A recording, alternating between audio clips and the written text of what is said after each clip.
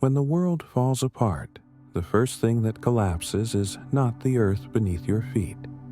It is the ground inside your mind. You feel the tremor. Something breaks, a plan, a relationship, a sense of safety. You reach out for what used to be solid, but it's no longer there. The air grows heavy. Thoughts rush in, wild and uninvited. And you ask yourself, quietly, what now? In that moment, something deeper wakes up. A part of you that does not scream. A part that watches. It sees the storm, but it is not the storm. You have known that part before. It appears in moments of loss, of fear, of exhaustion. It whispers, you can endure this. Marcus Aurelius once wrote, you have power over your mind, not outside events. Realize this, and you will find strength. This is the beginning of wisdom. To remember that the mind is the only place where peace can truly live. The world around you may fall apart. Economies, plans, illusions, even the people you love. But there is still a place within you that can remain steady. It is not made of denial or ignorance. It is made of clarity. You can't stop the storms of life, but you can learn to stand still while they pass. You can learn to see the chaos for what it is. Movement, change, impermanence. You can stop fighting what cannot be controlled and start mastering what can. When the world falls apart, it is an invitation, not to despair, but to return home to the center of your own mind, to remember what cannot be taken from you, your reason, your integrity, your choice of how to respond. And so, the first thought is this: nothing outside of you has the power to break you unless you hand that power away. The calm you seek is not somewhere out there waiting for the world to fix itself. It begins in the quiet act of turning inward and standing firm, the human struggle. You wake up and check your phone before your eyes fully open. Messages, headlines, noise. Someone is angry. Someone is afraid. Someone has lost something. You scroll without thinking. Your chest tightens. The world feels unsteady. You can't control what will happen next. In politics, in work, in your family. You plan one thing, and life gives you another. You try to stay calm, but 100 small things pull at you, demand your attention, drain your peace. A comment, a bill, a diagnosis, an unexpected silence from someone you love. You try to act like it's fine, but deep down you feel the weight. You think, why does everything feel so fragile? And when things do fall apart, you feel like you fall with them.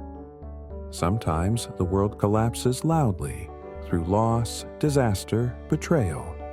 Sometimes it crumbles slowly through disappointment, fatigue, confusion. Either way, the mind resists. It says, this shouldn't be happening. You worry about the future. You replay the past. You build stories in your head about what might go wrong. Your body tenses. Your heart races. The mind becomes a battlefield. We all live with this quiet war inside us, the war between how we wish life would be and how it actually is, between control and surrender. You tell yourself that if only this one problem were solved, you could relax. But then another appears. It never ends. Sometimes you look at others and think they are doing better. You compare. You judge.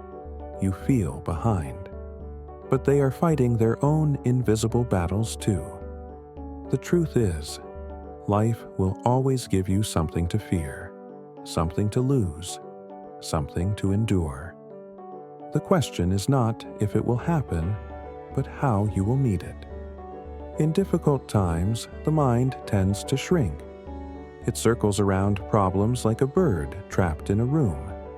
It forgets the open sky. You might ask, how can I be calm when everything feels uncertain? That is the heart of the human struggle, wanting peace in a world that doesn't stay still. But what if peace has nothing to do with what happens? What if it is a skill, something you practice, not something you wait for? What if the calm you seek comes not from changing the world, but from changing the way you see it? Marcus Aurelius lived through wars, plagues, betrayals, and death.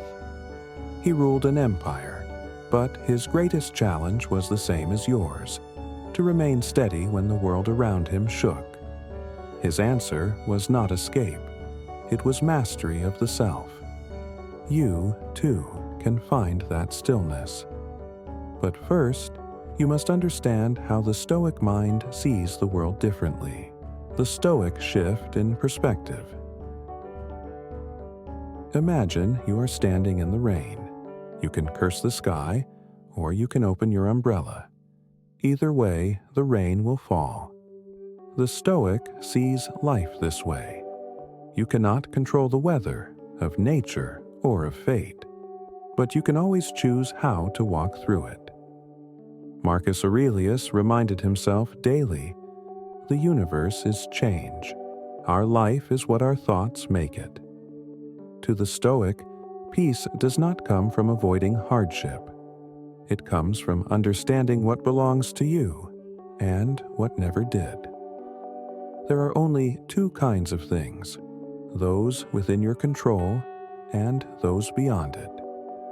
Your thoughts, your actions, your character, these are yours. Everything else, other people's choices, the past, the future, the weather, chance, these are not. When you confuse the two, you suffer. You try to control what cannot be controlled and neglect what can. You fight reality and lose every time. So the Stoic begins with clarity. He looks at each problem and asks, is this within my control or not? If it is, I act. If it is not, I let it go. This is not passivity. It is discipline, the art of using your energy wisely. Marcus also wrote, if you are distressed by anything external, the pain is not due to the thing itself, but to your estimate of it. And this you have the power to revoke at any moment. Every emotion, every storm inside you begins with a judgment, a thought about what has happened. You believe something should or shouldn't be. But what if you questioned that belief? When you stop saying this should not be happening and start saying this is happening, you shift from resistance to presence. You see things as they are, not as you wish them to be. The Stoics called this inner steadiness the citadel within. It is a fortress no one can conquer because it is built from your own reason. Even when the body is sick, the mind can remain free. Even when the world falls apart, you can stand upright in truth. Virtue, for the Stoics, was not about morality in a narrow sense. It was about alignment, living in harmony with reason, with nature, with what is. Courage, justice, temperance, wisdom, these are the pillars of the inner life. When you live by these virtues, you do not depend on the world to be calm in order to feel calm. You carry your own calmness with you. The Stoic shift is not about suppressing emotion. It is about seeing emotion as a messenger, not a master. Fear says you might lose something. Anger says something is unfair. Sadness says something has changed. You listen, but you do not obey blindly. You step back and ask, what is within my control here? Then you act accordingly with reason and composure. In time, you begin to notice a quiet strength growing inside you. Not the loud confidence of pride, but the still power of understanding. You become less reactive, more deliberate. You start to trust yourself, not because life is easy, but because you have learned how to meet it. That is the Stoic way, not escape from the world, but mastery of your response to it. Practical Stoic exercises. Philosophy means nothing unless it is lived. The Stoics practiced daily. They trained their minds the way athletes train their bodies. You can do the same. Morning reflection. When you wake, pause before you reach for your phone. Breathe. Tell yourself, today I will meet people who are anxious, selfish, ungrateful. And I will not be surprised, because I know this is part of life. This was Marcus's own morning meditation. He reminded himself that the day would bring difficulty, and that he could still act with kindness and reason. You can do this too. Prepare the mind before the world begins to test it. Like a soldier who sharpens his sword before battle, you strengthen your reason before the day begins. Pause before reaction. When something provokes you, a rude word, a delay, a disappointment, stop. Do not answer immediately. Ask yourself, is this within my control? If it is not, let it pass. If it is, act with calm and purpose. Each pause is a small victory of the mind over impulse. You cannot control others, but you can always control your response. That is freedom. Negative visualization. This is one of the oldest Stoic practices. Once in a while, imagine losing what you love. Not to sadden yourself, but to awaken gratitude. Imagine your home gone, your health weakened, your loved ones distant. Then open your eyes and see that, for now, you still have them. This sharpens appreciation and softens attachment. Evening journaling. At night, before sleep, review the day. Ask yourself, what did I do well? Where did I fall short? What can I learn for tomorrow? Marcus did this quietly each night. You can do it too in a notebook, or simply in thought. The point is not to judge yourself harshly, but to stay aware, to keep growing, to live each day a little closer to the person you wish to be. Remembering mortality. Throughout the day, remind yourself, I will not live forever. Not to create fear, but clarity. When you remember death, trivial things lose their grip. Arguments, possessions, opinions, they shrink. You focus on what truly matters, living with honesty, courage, and compassion. Return to the present. Whenever anxiety about the future rises, say to yourself, can I do anything about it right now? If not, return to the present moment. This breath, this step, this small act of goodness that is possible now. In each of these practices, you are training the mind to remain within its own boundaries. You are learning to be at peace in a world that does not guarantee peace. With time, these small exercises form a habit. The habit of calmness, reason, and inner strength. You stop reacting to every wave and start moving with the tide. You realize that control was never the goal. Understanding was. Time, mortality, and what really matters. Everything you love will change. Everyone you know will one day be gone. And so will you. These are not dark thoughts. They are reminders of what it means to be alive. Marcus Aurelius often reflected on the shortness of life. He wrote, "Do not act as if you had 10,000 years to live. Death hangs over you. While you live, while it is in your power, be good." The Stoics looked at death not with fear, but with clarity. They saw it as nature's way of keeping life meaningful. If you were immortal, nothing would matter. Because you are not, every moment matters infinitely more.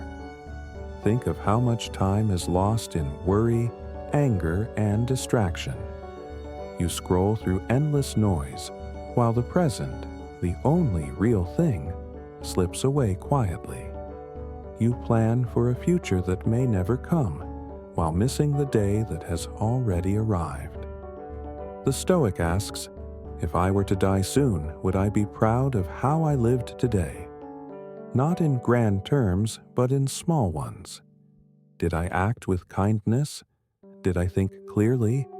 Did I waste energy on what I cannot control? When you hold mortality in mind, priorities shift. You begin to value simplicity over excess, meaning over comfort, presence over distraction. You stop needing to win every argument, to impress, to compete.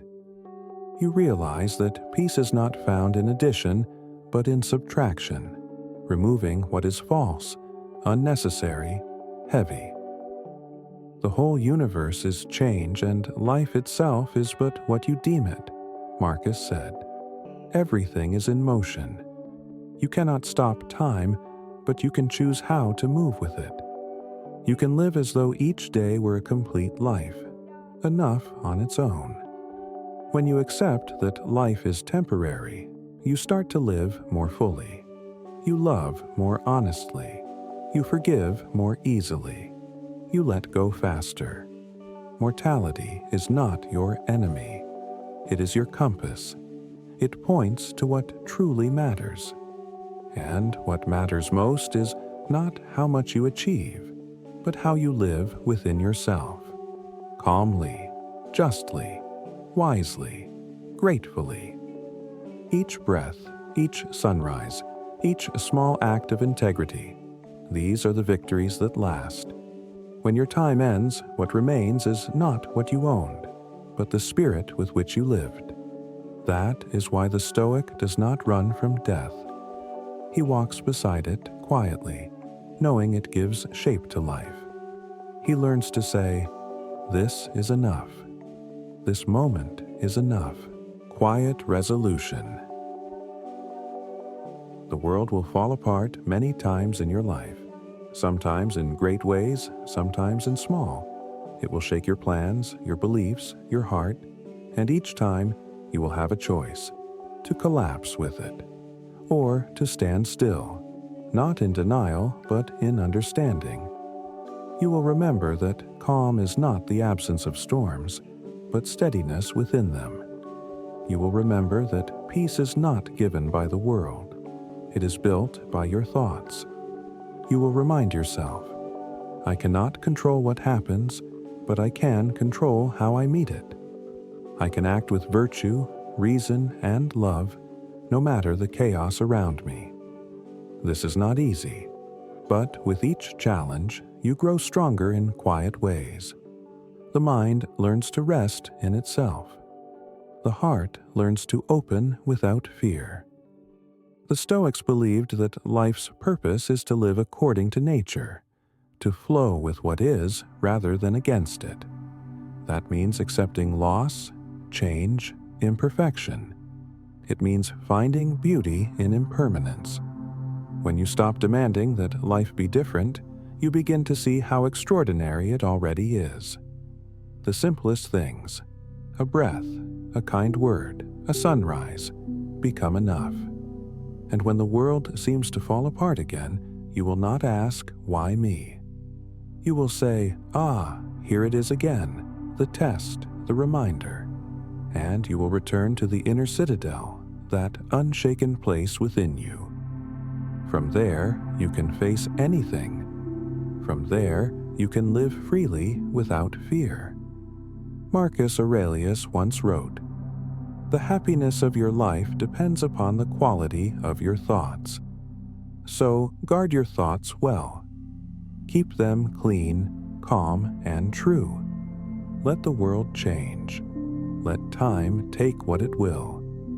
You remain steady, kind, awake. And when the noise fades, what is left is silence. And in that silence you will find peace. the peace that was always yours to begin with. You have power over your mind, not outside events. Remember this, always. That is how you stay calm when the world falls apart.